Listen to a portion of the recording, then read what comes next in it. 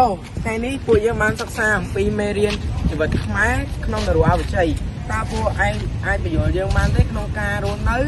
របបក្នុងសម័យនោះនិងការគ្រប់គ្រងបានដែរឬទេបានក៏ពិបានចឹងយើងនឹងលំអិតឯងអំពីការអប់រំការរស់នៅនិងការគ្រប់គ្រងនៅក្នុងសម័យនោះបើយើងនិយាយពីការគ្រប់គ្រងនាសម័យនោះវិញអ្នកទាំងអស់គ្នាដែលឮទៅថារយៈពេល3ឆ្នាំ8ខែ20ថ្ងៃហើយបានឆ្ងល់ទៅថាតើរយៈពេលនោះគឺជារយៈពេលអ្វីប្រកបណាស់រយៈពេលមួយនោះគឺជារយៈពេលមួយដ៏សាហាវនិងឃោរឃៅប្រល័យពូជសាសន៍បំផុតហើយរយៈពេលនោះឯងគឺជារយៈពេលដែលស្ថិតនៅក្នុងរបបកម្ពុជាប្រជាធិបតេយ្យហើយភាពសាហាវឃោរឃៅព្រៃផ្សៃបំផុតនេះផងដែរអ្នកអាចទៅមើលដឹងនឹងឃើញយ៉ាងច្បាស់នៅសារមន្ទីរឧក្រិដ្ឋកម្មប្រល័យពូជសាសន៍ទួលស្លែងផងដែរដែលយើងអាចហៅវាម្យ៉ាងបានទៀតថាគឺជាសារមន្ទីរទួលស្លែងដែលនេះគឺជាអតីតមន្ទីរស21គឺជាគុកដ៏សំខាន់បំផុតនាសម័យកម្ពុជាធិបតេយ្យមន្ទីរស21អក្សរថាសគឺតំណាងឲ្យពាក្យសន្តិសុខរីឯលេខ21វិញគឺតំណាងឲ្យលេខសម្ងាត់ដែលមានទីតាំងស្ថិតនៅប៉ែកខាងត្បូងក្រុងភ្នំពេញសង្កាត់ទួលស្វាយព្រៃដែលជាអតីតវិទ្យាល័យពញាយ៉ាតមន្ទីរស21គឺជាទីកន្លែងសម្រាប់ឃុំឃាំងអ្នកទោសនិងសួរសំណួរនិងធ្វើទរណកម្មយ៉ាងសាហាវព្រៃផ្សៃបំផុតមន្ទីរស21នេះផងដែរគឺមានការដឹកនាំនិងគ្រប់គ្រងដោយសុនសេនហៅថាសមាមិត្តខៀវគាត់ធ្លាប់បានទៅរៀនសិក្សាដល់ឯបរទេសគឺប្រទេសបារាំងនិងធ្លាប់ជាអតីតគ្រូបង្រៀនមួយរូបផងដែរហើយសម្រាប់នៅក្នុងមន្ទីរស21វិញគឺមានវិន័យទាំង10ប្រការនេះផងដែរដែលអ្នកទោសត្រូវតែអនុវត្តតាមជាចាំបាច់បើពុំនឹកឆ្នះទេអ្នកទោសនឹងត្រូវធ្វើទរណកម្មរហូតដល់ស្លាប់ខ្លួនភាពរស់នៅរបស់ប្រជាជនខ្មែរនៅក្នុងសម័យកម្ពុជាប្រជាធិបតេយ្យខ្ញុំសូមលើកមកបង្ហាញចំនួន2ចំណុចចំណុចទី1ការបែងចែកវណ្ណៈចំណុចទី2គឺការលុបបំបាត់សិទ្ធិសេរីភាពយើងចូលដល់ចំណុចទី1គឺការបែងចែកវណ្ណៈក្រោយថ្ងៃរំដោះ17មេសា1975អង្គការខ្មែរក្រហមបានលុបបំបាត់នៅសិទ្ធិមនុស្សហើយក៏បានបែងចែកនៅវណ្ណៈជា2វណ្ណៈទី1នោះគឺវណ្ណៈមូលដ្ឋានចាស់ឬប្រជាជនចាស់និងវណ្ណៈទី2គឺវណ្ណៈមូលដ្ឋានថ្មីឬក៏ប្រជាជនថ្មីឬក៏គេអាចហៅម្យ៉ាងបានទៀតថាជាជនបញ្ញាឯកគឺជាប្រជាជនក្រោយថ្ងៃរំដោះ17មេសា1975ក្រុមប្រជាជននេះត្រូវបានអង្គការចាត់ទុកថាជាមនុស្សដែលពុំអាចទុកចិត្តបាននិងត្រូវទទួលរងនូវការគំរាមកំហែងអំពីអ្នកចាស់មិនតែប៉ុណ្ណោះអ្នកថ្មីក៏ត្រូវបានអង្គការចាត់ទុកថាជាជនបញ្ញាក្អែកគ្មាននូវសិទ្ធិអ្វីទាំងអស់ដែលប្រៀបដូចជាពាក្យស្លោកមួយឃ្លាបានលើកឡើងថា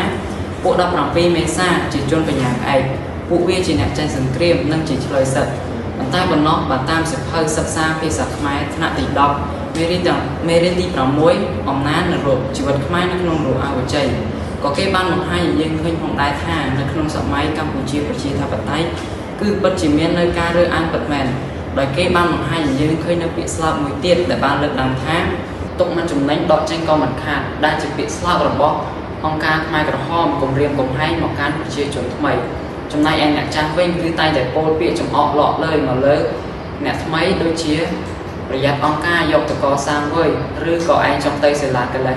អញ្ចឹងចូលមកដល់ចំណុចទី2គឺការលុបបំបាត់នៅសិទ្ធិសេរីភាពនៅក្នុងសម័យកម្ពុជាប្រជាធិបតេយ្យអង្គការខ្មែរក្រហមបានលុបបំបាត់នៅសិទ្ធិមនុស្សគ្មានការចោទសួរឬបដិសេធនៅគោលការណ៍របស់អង្គការឡើយប្រជាជនត្រូវបង្ខិតបង្ខំឲ្យធ្វើការងារជាទម្ងន់ដែលបានបែងចែកទៅតាមវ័យរបស់ពួកគេនីមួយៗហើយរបបអាហារដែលពួកគេទទួលបានវិញគឺវាមានតិចតួចបំផុតដែលវាមិនសមាមាត្រទៅនឹងកម្លាំងដែលពួកគេធ្វើការងារឡើយចំពោះប្រជាជនដែលប្រព្រឹត្តខុសតិចតួចដូចជាការរអ៊ូរទាំអំពីការលំបាកឬក៏ការលួចយកម្ហូបអាហារនឹងត្រូវបានអង្គការចាត់ទុកថាជាខ្មាំងរបស់អង្គការហើយនឹងត្រូវបានគេយកទៅកសាងចំពោះការដេករួមហូបរួមវិញគឺមានន័យថាប្រជាជនមាននៅសិទ្ធិស្មើៗគ្នា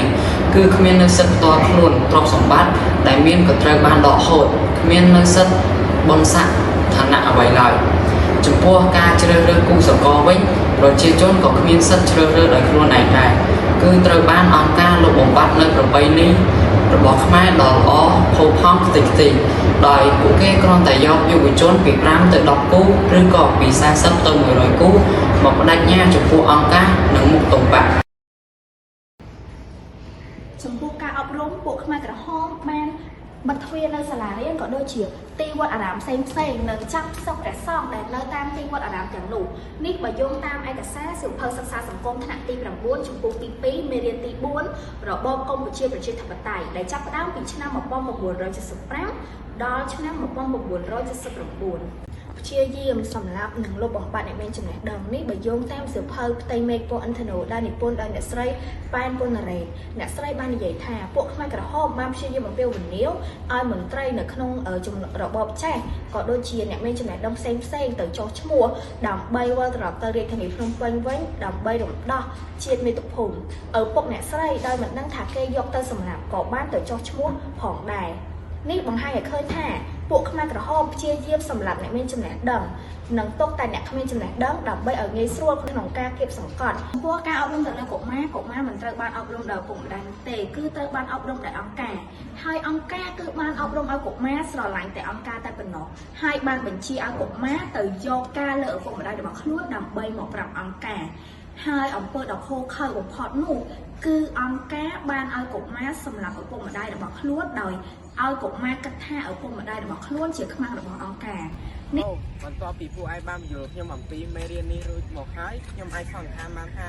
ជីវិតខ្មែរយើងនៅក្នុងសម័យនោះពិតជាពិបាកខ្លាំងណាស់ពីព្រោះត្រូវបានគេសង្កត់យ៉ាងខ្លាំងពីពួកខ្មែរក្រហមដូច្នេះខ្ញុំអាចនិយាយបានថាពួកយើងត្រូវខិតខំរៀនសូត្រទាំងអស់គ្នាកុំឲ្យកើតសម័យនោះម្ដងទៀត